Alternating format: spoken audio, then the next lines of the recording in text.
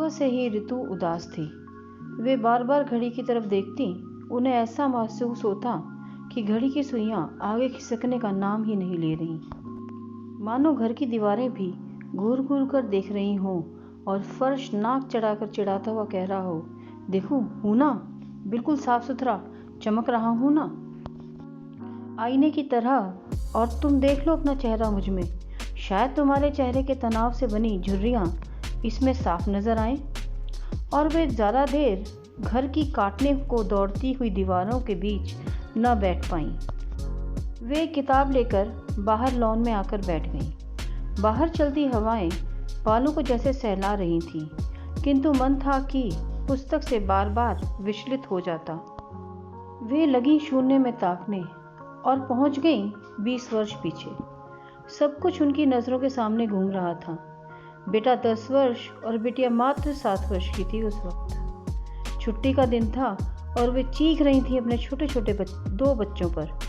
सारा घर फैला पड़ा था, इधर खिलौने, उधर किताबें, गीला तौलिया बिस्तर पर और जूते शू रैक से बाहर फर्श पर। ऐसा प्रतीत हो रहा था जैसे घर की अलमारियों से बाहर निकलकर सामान की सुनामी आ गई हो। वे थीं बहुत सफाई पसंद, सो वह दृश्य देख उनसे रहा न गया और चीख पड़ी अपने बच्चों पर, घर है या कूड़ेदान, कहाँ कदम रख कर चलूं, कुछ समझ नहीं आ रहा, न जाने बच्चे हैं कि शैतान।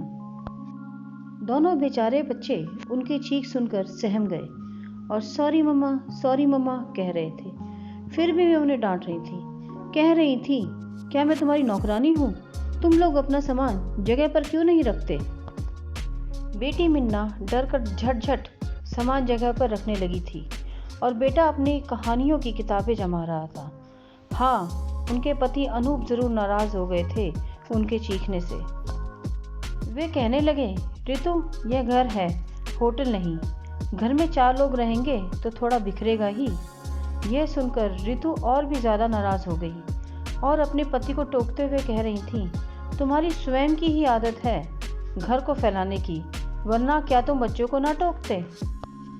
अनूप ने धड़ से अपने कमरे का दरवाज़ा बंद कर लिया था और ऋतु ने छुट्टी का पूरा दिन अलमारियों और बच्चों के खिलौने व किताबें जमाने में बिता दिया।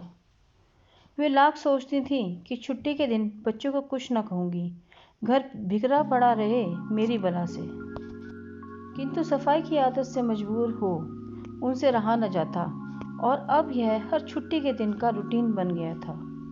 बच्चे भी सुनकर शायद ढीठ हो गए थे और बड़े होते जा रहे थे।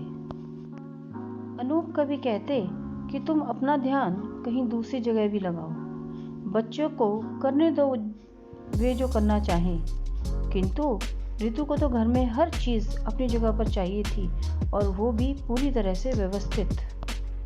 तो लगी रहती अकेली वे उसी में और अंदर ही अंदर कुड़ती भी रहती। एक तरफ से उनका कहना भी सही था कि हम महंगे सामान घर में लाते हैं इसलिए, ना कि घर अच्छा लगे, न कि कूड़ेदान सा, किंतु हर बात की एक अपनी सीमा होती है। सो अनूप चुप रहने में ही अपनी भलाई समझते। ऋतु अपना दिल मानो घर में ही लगा बैठी थी। विवाह के बाद 1 ही साल में बेटे का जन्म हो गया था और ऋतु ने अपना पूरा ध्यान बेटे की परवरिश व गृहस्थी को संभालने में लगा दिया था। उम्र बढ़ती जा रही थी, साथ ही साथ बच्चे भी। घर पहले की अपेक्षा व्यवस्थित रहने लगा था।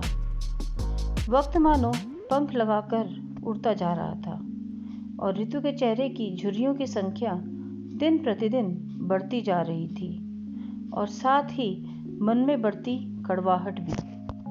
उन्होंने अपना पूरा ध्यान सिर्फ घर को सजाने, बच्चों को पढ़ाने, उन्हें अच्छे संस्कार देने व अनुशासित करने में ही लगा दिया। इन सब के चलते शायद वे यह भी भूल गईं कि खुशी भी एक शब्द होता है और कई बार हमें दूसरों की खुशियों के लिए अपनी आदतों को छोड़ आपस में सामंजस्य बैठाना पड़ता है। खैर, जिंदगी ठीक ही चल रही थी। बिल्कुल साफ सुथरा एवं व्यवस्थित घर, अनुशासित बच्चे और रोज रूटीन से काम करते घर के सभी सदस्य। जब घर में मेहमान आते तो तारीफ किए बिना न रहते, उनके घर की व बच्चों की। बस ऋतु को तो वह तारीफ एक अवार्ड के समान लगती। उनके जाने के बाद वे फूल ही ना समाती और कहती ना थकती, देखो सारा दिन टोकती हूँ और लगी रहती हूँ घर में। तभी तो सभी तारीफ करते हैं। वक्त बीतता गया, बच्चे और बड़े हो गए। बेटा मेडिकल की पढ़ाई पूरी कर अमेरिका चला गया और बेटी विवाह कर विदा हो गई। अब ऋतु रह गई बिल्कुल अकेली। काम वाली एक बार सुबह आकर घर साफ कर देती तो पूरा दिन वह साफ ही रहता। कोई ना बिखेरने वाला, ना ही घर की व्यवस्था बिगाड़ने वाला। सोना घर ऋतु को काटने को दौड़ता।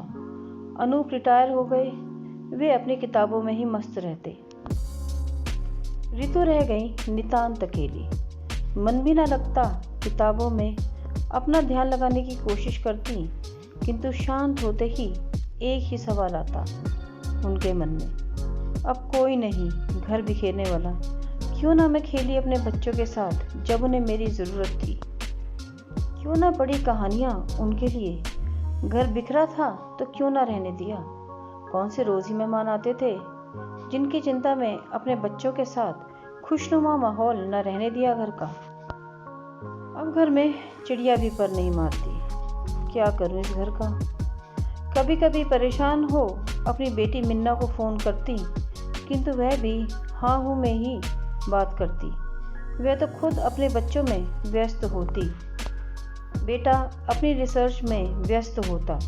ऋतु अपने जिस घर को देखकर फूली न समाती थी, उसी की सुनी दीवारें उन्हें कोसती थी और कहती, लो बिता लो हमारे साथ वक्त। ये सारी बातें याद कर ऋतु उदास थी। अब उन्हें अपनी भूल का एहसास हो रहा था। अब वे छोटे बच्चों की माँओं से मिलती तो कहती, वक्त बिताओ अपने बच्चों के साथ, उन्हें कहानियाँ सुनाओ, बच्चे बन जाओ उनके साथ। आप इस बात के लिए तैयार रहो कि बच्चों का घर है तो बिखरा ही रहेगा। घर को गंदा भी ना रखो, किंतु उसी घर में ही ना लगे रहो। घर तो हम बच्चों के बड़े होने पर भी मेंटेन कर सकते हैं, किंतु बच्चे एक बार बड़े हो गए तो उनके बचपन का वक्त वापस ना आएगा और रह जाओगी मेरी तरह उन कड़वी यादों के साथ जिनसे शायद तुम खुद ही डरोगी। ऋतु अब कहती है कि बच्चों को तो बड़े होकर चिड़िया के बच्चों की तरह ही उड़ जाना है, किंतु उनके साथ बिताए पलों की यादों को तो हम संजोकर खुश हो सकते हैं। जो नहीं है मेरे पास अब, मुझे काटने को आता है यह सूनापन। दोस्तों, जो गलती इस कहानी में ऋतु ने की वही हम सब भी करते हैं। कहीं ना कहीं, खास तौर पर घर की महिलाएं घर को सजाने में ही लगी रहती हैं, बच्चों को व्यवस्थित करने में, बच्चों को अनुशासित करने में और बच्चों को पढ़ाने में। उनके साथ खुशी के पल नहीं बिता पाती। आप भी ये गलती ना करें, और अगर आप कर रही हैं तो प्लीज़ कमेंट में करके बताएं। मैंने भी ये गलती की है और मैं इसको सुधारने की कोशिश करूँगी। अगर आप भी करेंगी तो प्लीज़ कमेंट में ज़रूर कमेंट कीजिएगा। ये कहानी मैंने सरिता पत्रिका से ली थी और इसकी लेखिका हैं ऋचा सोनिक जी। कैसी लगी कहानी? अगर कहानी अच्छी लगी हो तो लाइक कीजिएगा, सब्सक्राइब कीजिएगा नए आए हैं तो, और ज़्यादा अच्छी लगी हो तो अपने फ्रेंड्स के साथ शेयर कीजिएगा। अगली कहानी किस विषय पर चाहिए कमेंट करके ज़रूर बताइएगा। मिलती हूँ ऐसी ही कुछ प्रेरक, मोटिवेटेड और अच्छी कहानी के साथ। तब तक के लिए थैंक यू।